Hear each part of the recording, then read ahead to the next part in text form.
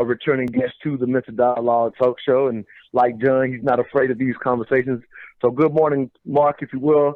Say hello to our guest, other guest, which is John Castillo. You've been on with him before. And as you just heard, my co-host this morning, Shadon Reynolds. So thank you for being with us. If you will, say hello to everybody and tell people a little bit of your background as we get started with this morning's discussion question: do blacks need white allies? Thanks again for being with us. How you doing this morning, Mark? I'm doing well, man. Can you hear me okay? Is audio fine or everything good? You're coming through loud and clear now. We got you good. We got you good. Go ahead and let them know who you are. We are simulcasting right now, by the way. We're going across Facebook on 2 platforms, YouTube on 2 platforms, and we are just about to go live on radio. That you can download the app for One Hat Radio from the Apple Store or from the Google Play Store. But my name is Mark Carman. I've been on the show before.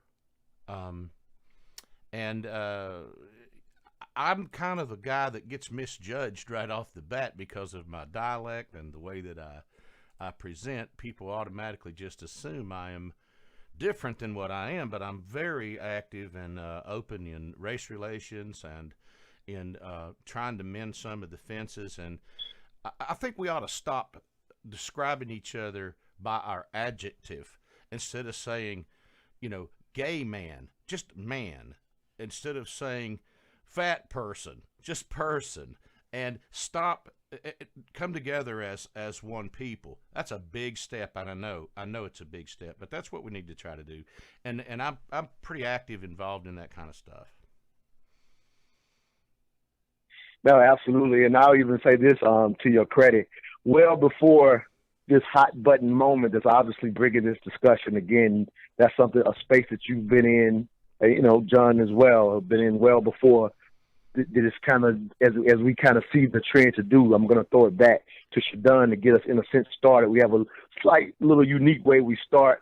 Shadon, I think you've participated in this before. And so before we go to our first break, all of these need to be very brief. And so it's simply, Shadon, I end up switching the title, if you will. So when you heard the title switch, I just want to hear your initial thought, nothing drawn out, just your initial thought when you heard the question on his face, on his face, if you will. You heard the question, and if you can think, what did you think when I said, hey, here's the new question? What was your first thought on it? My first thought was there's a difference between want and need.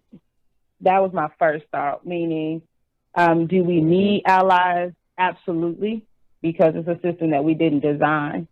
But do we all want them? No. We would like to believe that this is a common sense issue and we shouldn't have to have white people to speak on it in order for it to be valid. So that was my initial thought. Sounds good. Sounds good. John, I'm going to throw it to you. Keep it short and sweet. We got about 40 seconds before we go to the break. And again, this is just the initial thought. We're going to do the drawn out thoughts, obviously, when we come out of the break and get deep and head into this thing. But if you will, John, your initial thought when you heard or saw that was the question: do blacks need white allies? What is your thought, John? The only thought I had was, of course, if we're not working together, we're working apart. So at all times we should be working together and eliminate that whole white, black, or Hispanic or Asian. If we all are in unity, we can do anything. Sounds good. All right, I'll throw it back to you, Mark, before we go to our initial break. Just your first thought on that question itself. Do blacks need white allies? I think the answer is probably yes, and I do agree that it's a shame that you do need it, because it should be just that the issues could stand on their own. But you know me, Montoya, I'm all about unity. I'm all about us coming together and not being separate. So I think that we need each other. I think whites need black allies and black needs white allies for us to come together as one people. Sounds good. We're going to go to this quick break, and we'll get hot and heavy. We'll open up the phone lines as well. You're listening to the Mental Dialogue Talk Show. Well, all I ask is that you think, do blacks need white allies? Peace and power, y'all. This is Baba.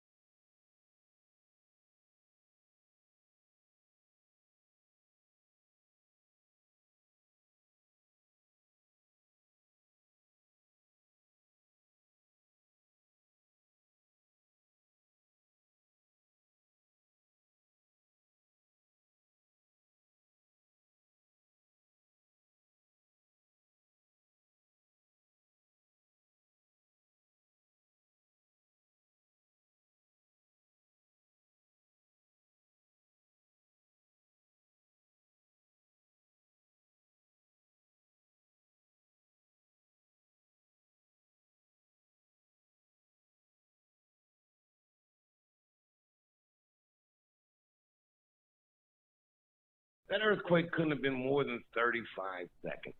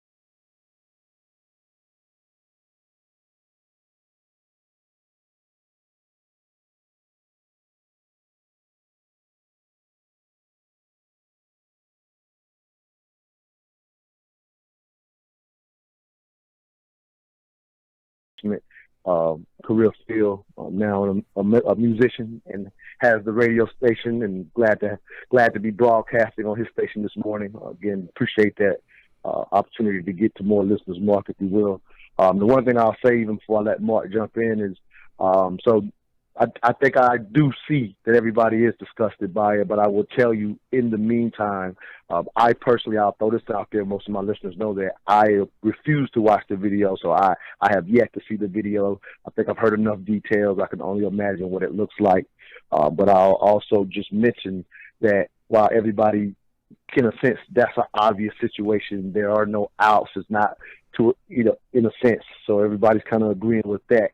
But in the meantime, as we are, in a sense, seeking healing, if that's what people are calling it or whatever, there are still those who now, when you heard Dave say, it's not for the one cop, it's for fucking all of it. And what he's talking about is the response of a hurt community that has had, I've watched people go through social media having, in a sense, they're like, forget your buildings, because that's the response. Not so people could say that's wrong, and now it's about the buildings. We're like, what about what created the riots? So that's the frustration that we feel. Mark, I'm gonna let you jump in right there again. Just your thoughts in hearing Dave, what any of us are saying, but definitely, just want to hear your 3 cents on it. Go ahead. All right. Well, the first thing I want to say is just walking through that matter with George Floyd.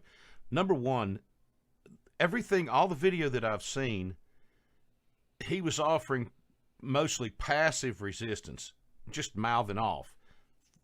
Okay, now you got him in cuffs. Okay, now you got him in the car. Okay, now why'd you take him out of the car?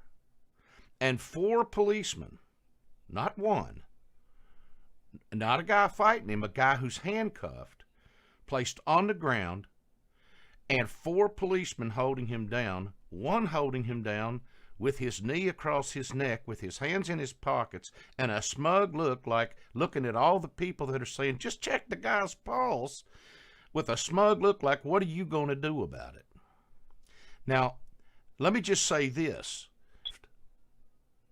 His civil rights were violated. If he would have lived under color of law, they call it a 1983 code, that's in the U.S. Code. It's not a year, it's just the code, 1983, where under color of law, police abusing authority, and there was a civil rights violation right there. If the man would have lived, the fact that he died multiplies it by 2,000 times. And here's the issue. If you don't think that black people are profiled negatively by police officers generally, you're living in a world that's as much a fantasy as the movie E.T., because it really is the truth. When you have 13% of the population of the country representing more than 80% of the population in prison, I got to tell you, there's a problem there, and it's systemic. And so when I look at this stuff, I look at it from a perspective of my time in service as a police officer. I never violated a person's civil rights in the course of my duty, or I just never saw the need for it. And most police officers are that way. But that little handful that causes all the problems, one is too many. One George Floyd is too many. One is too many.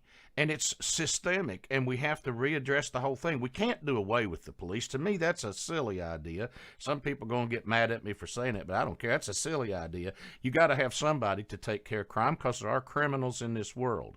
But a whole revamping and a re-understanding of police engagement with people, black, white, green, but particularly black race and race relations, it's gotta happen. We're at that point now where this is a 9/11 moment in America. We're going to have to change fundamentally a lot of the things that we've always done. And I've the topic of the show is, do black people need white allies? Well, I'm going to put it like this. The messaging coming out of the White House about gun control, where I got involved in it, was going flat when President Obama was trying to do it by himself. And it took a guy with my dialect and a guy that looks like me and sounds like me to get the message across to people that look like me and sound like me, because they tuned him out. And, and I was privileged enough to get to work very closely with him and work with the White House on that issue. So I understand that they hated him. I don't know that hate's the right word, but it probably is. They disliked him so horribly because, excuse the term, I mean it sarcastically, the colored man in the White House, the Negro in the White House, offended a lot of white people. And that's just dumb. And we got to move past that. And so that's where we are in this whole conversation. It is not just the police. It's jobs. It's people moving to the other side of the street when you see 3 young black males walking down the street. It's a systemic thing that's got to be addressed, and we have to talk about it. When you talk about racism, and I'm not trying to take up all the time, I'm just going to say it this way. A person who is an alcoholic must first admit and confess they're an alcoholic, or they'll never get better. And those of us that have race bias and racism in your heart, you have to admit it, or you're not going to get better. You can't live under the philosophy of, hey, we're good people. We don't beat our slaves. We give them plenty to eat. We let them come up here in the big house on cold nights and sleep in front of the fireplace and even let them eat the leftovers. We're good people. We don't beat our slaves. And racism in this country has got to stop. That's my opening. There you go. Thank you, Mark. And just I want to highlight just very briefly what Mark was referring to in working with President Obama. He was actually the catalyst for one of the executive orders that Obama laid out during his time with gun control, and it was literally based on Mark doing a video that went viral explaining a smart way to do it versus the divide that was happening.